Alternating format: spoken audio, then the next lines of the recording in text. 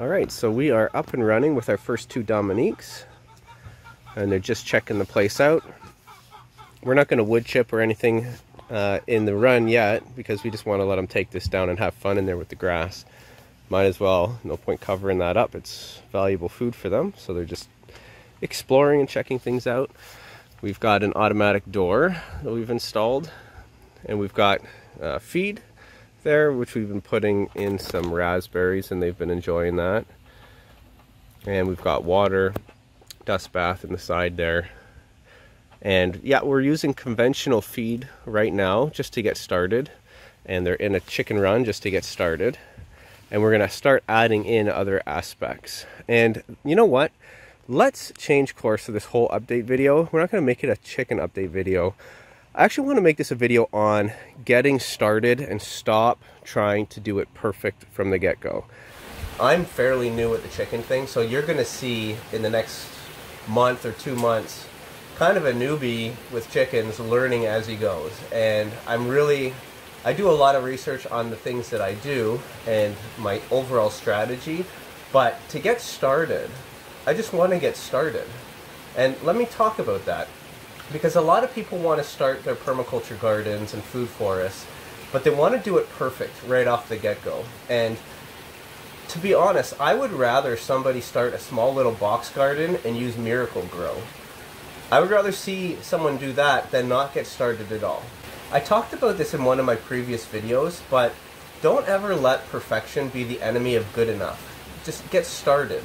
The thing is that the way that we grow food today, the things that our lifestyles enable, society in general, how it's set up, is so unbelievably unsustainable that if we can just divert a portion of that, even if it's not in the optimal way, it's just in a better way, then that's great. So somebody who goes out and starts a little box garden and does everything else that commercial agriculture does, they till, they spray herbicides and pesticides. I don't agree with any of these practices, but I would rather see that person do that than buy the same food in the store that also then has transportation and shipping associated with it. I see that as a straight up win. Now, I think your long-term strategy should be to then, come off those things, and if you don't have to start with them, then don't. But if you want a garden that works right away, year one, go ahead and use Miracle-Gro. I don't care. I think it's better than not growing your own food. I think it's more critical that we decentralize the food chain than it is that we do things and spread permaculture everywhere. I would rather see the world be tiny little micro gardeners than to have 10% of the world be perfect permaculturists. So, when you're watching me do these chickens, you're going to see things that are suboptimal. I'm learning. If you have any comments or experience, please share them. I'm all ears. I want to hear all your experiences. I'm often going to get conflicting advice from people, whether to use wood chips in the actual coop or sawdust or wood shavings. What about in the nesting boxes? The height of the perches, how far they should be spread apart. There's so many different things in the world of chickens that no matter what, at some point I just got to pick something and go with it. And then I can adjust, right? If the perches aren't the right height, I can adjust. It's not a big deal. Right now I'm feeding my chickens, commercial feed. The reason why is twofold. First off, where I got these chickens from, that's what they're eating. So I want the shock to be minimal. I want these chickens to basically have the same life that they did, 2 days ago. The second thing is that I want to make sure that my chickens are getting everything they need.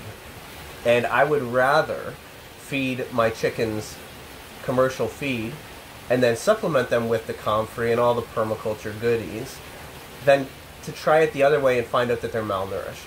And I'll slowly kind of transition towards using less feed, but I want to be able to monitor their health. I want to get a baseline. I want to establish that baseline so I know what normal looks like. And that way, when I'm doing my other projects with the chickens, I can compare against this normal, and I can see if the chickens are actually healthier in my new system or not healthier. If I could actually design a system myself, I would design a silvopasture system. I would create more and more swales. I would run the chickens through the swales, and I would probably try to do that just before rains, so that all the chicken manure is, you know, taken and washed down into the trench, spread out on contour, and feeds the food forest system. I would largely have my chickens in a tractor. The thing is, I have a lot of experience being told to me from other people. We have a lot of pest pressure here, and a lot of people who run their chickens in tractors lose them. So I've been told, at least at the beginning, we really should be trying to secure the chickens and give them a safe home and try to work those other things in. So that's what I'm going to do. So if you're wondering, you know, where are all the large plans of the chicken enclosure and all this kind of stuff that I had mentioned in my previous videos, they're coming, but they take time. And I work full time. I run this channel. I have 3 kids. They're in sports, right? There's a lot of people asking for my time. I would rather get the chickens up and going now and run them in a more commercial way than to spend 2 years waiting until it's perfect and everything's permaculture perfect, and I have the stamp of all the, you know, rainbow farting unicorn type permaculturists, you know, the real purists. And I don't mean that derogatory, I just mean sometimes we can get lost in seeking for the perfection and everything else is just garbage. So if you find yourself, and that's kind of the person that you are, you find yourself thinking that way, I know I definitely do. I have to constantly check myself, and you should too, and realize that sometimes just getting something going, if it's better than what it's displacing, then do it. Do it, get going, and start learning.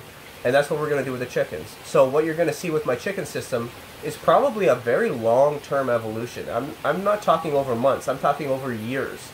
It's going to be something that's 5 to 10 year plus until I get my system up and where I kind of am hoping and dreaming it'll be. It's going to take a while. And it's going to take a while because a lot of the things I want to do are so large in scale that they require buy-in from people who aren't just me. I'm just one person in my household. And, you know, for me to run the chickens wild across my property on these giant chicken tractors and a food forest, take over my property and integrate in the way that I want to integrate, you know, it's a huge displacement to what normal is in my family, and I need to be conscious and aware of that. My family is incredibly supportive of what we do, more so now that it, you know, some of this harvest is coming in and the lifestyle, you know, is starting to sink in. Things take time, transitions take time, and don't be afraid to start in a orthodox way and then maybe move towards the unorthodox, hyper-regenerative, closed-loop system permaculture ways. So, I just wanted to address that quick. I probably should get going, but I did want to just post that out. I wanted to put a video out there on this topic for a while.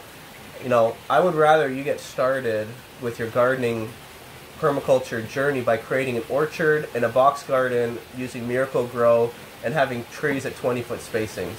I'd rather you get started that way than for you to wait and get started 2 or 3 years later in a proper permaculture food forest way. You can always integrate it and change as you go. And that way you're chipping away at it, and the work, the incremental work, is manageable. It's not overwhelming. You're not going to paralyze yourself. So try to get that going in your own lives. Just get going. Just get going, get started, start your gardens.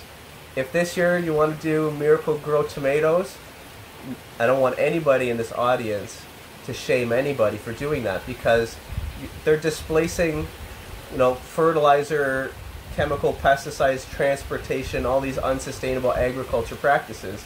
At least it's grown 10 feet away in the backyard in a garden instead of being shipped across the country.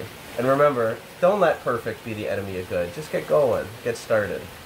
Watch me flounder and flop around with my chickens. See you on the next one. Okay, so it's a few hours later now. I was just editing the video together. I wanted to mention one more thing real quick, super quick. A lot of people might say, you know, you were going to transition to vegan and now you're getting chickens. What is going on? So short answer to that is that we're still doing it. We're still transitioning towards veganism. We're going to start with cutting as much meat out as possible. These are laying chickens, so we're mostly using it for eggs.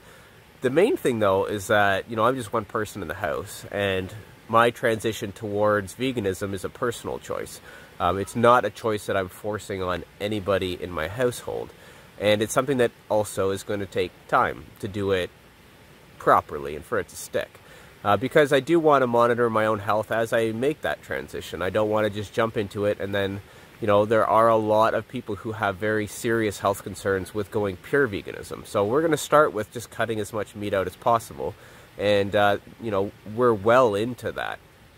Raising chickens, though, you know, as much as some people will ethically say you can't raise any animals ethically, to me, if I'm displacing a factory-based chicken with a chicken that lives on my property, with the amount of love that we're giving them and the amount of tasty goodies that they're eating compared to just being fed corn and fattened up in a little box, I mean, that's a win. So, and I'll die on that hill. You know, that is, I believe, a valid thing to pursue. So, no one's really said anything about that, but I do suspect there are a lot of, you know, hardcore vegans out there who were excited that I'd mentioned that we're transitioning towards veganism, but now we're getting chickens. You know, how is that going on? And I just wanted to address that before any comments came up. I'll address it in the comments as well, but, you know, be patient with us. We're real people, and we do things imperfectly, and I do believe that everything we're doing with these chickens is very much a net benefit towards society and towards chickens and, you know, animal husbandry in general. These chickens are going to have a fantastic life here, certainly better than they would in a, you know, a CAFO style industrial egg setup. So anyways, thanks for watching. See you guys on the next one.